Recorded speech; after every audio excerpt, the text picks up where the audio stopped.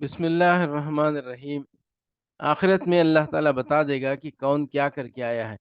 فہرست موضوعات تفہیم القرآن جلد چہارم، عنوان آخرت، صفحہ 17، سورہ لقمان آیت 15۔ وَإِن جَاهَدَاكَ عَلَىٰ أَن تُشْرِكَ بِي مَا لَيْسَ لَكَ بِهِ عِلْمٌ فَلَا تُطِعْهُمَا وَصَاحِبْهُمَا فِي الدُّنْيَا مَعْرُوفًا وَاتَّبِعْ سَبِيلَ مَنْ أَنَابَ إِلَيَّ ثُمَّ إِلَيَّ مَرْجِعُكُمْ فَأُنَبِّئُكُم بِمَا كُنتُمْ تَعْمَلُونَ۔ لیکن اگر وہ تجھ پر دباؤ ڈالیں کہ میرے ساتھ تو کسی ایسے کو شریک کرے جسے تو نہیں جانتا، تو ان کی بات ہرگز نہ مان۔ دنیا میں ان کے ساتھ نیک برتاؤ کرتا رہ، مگر پیروی اس شخص کے راستے کی کر جس نے میری طرف رجوع کیا ہے۔ پھر پھر تم سب کو پلٹنا میری ہی طرف ہے۔ اس وقت میں تمہیں بتا دوں گا کہ تم کیسے عمل کرتے رہے ہو۔ آخرت میں اللہ تعالیٰ بتا دے گا کہ کون کیا کر کے آیا ہے۔ فہرست موضوعات تفہیم القرآن جلد چہارم، عنوان آخرت، صفحہ 21، سورہ لقمان آیت 23۔ ومن کفر فلا يحزنك كفره الینا مرجعهم فننبئهم بما عملوا ان اللہ علیم بذات الصدور۔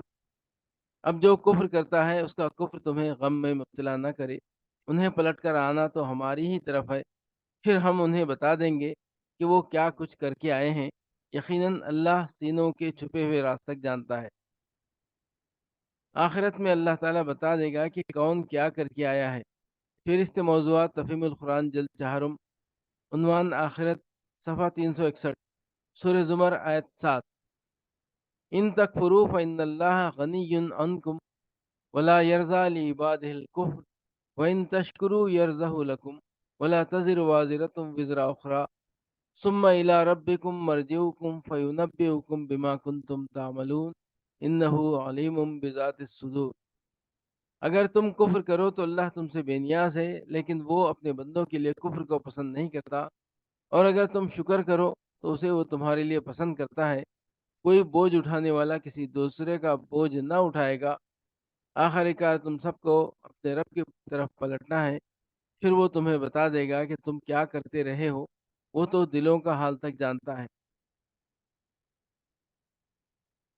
آخرت میں اللہ بتا دے گا کہ کون کیا کر کے آیا ہے۔ فہرست موضوعات تفہیم القرآن جلد چہارم، عنوان آخرت، صفحہ 467، سورہ حامیم سجدہ آیات 49-50۔ لا يسأم الإنسان من دعاء الخير وإن مسه الشر فيئوس قنوط ولئن أذقناه رحمة منا من بعد ضراء مسته ليقولن هذا لي وما أظن الساعة قائمة ولئن رجعت إلى ربي إن لي عنده للحسنى فلننبئن الذين كفروا بما عملوا ولنذيقنهم من عذاب غلیظ۔ انسان کبھی بھلائی کی دعا مانگتے نہیں تھکتا، اور جب کوئی آفت اس پر آ جاتی ہے تو مایوس وہ دل شکستہ ہو جاتا ہے، مگر جو ہی کہ سخت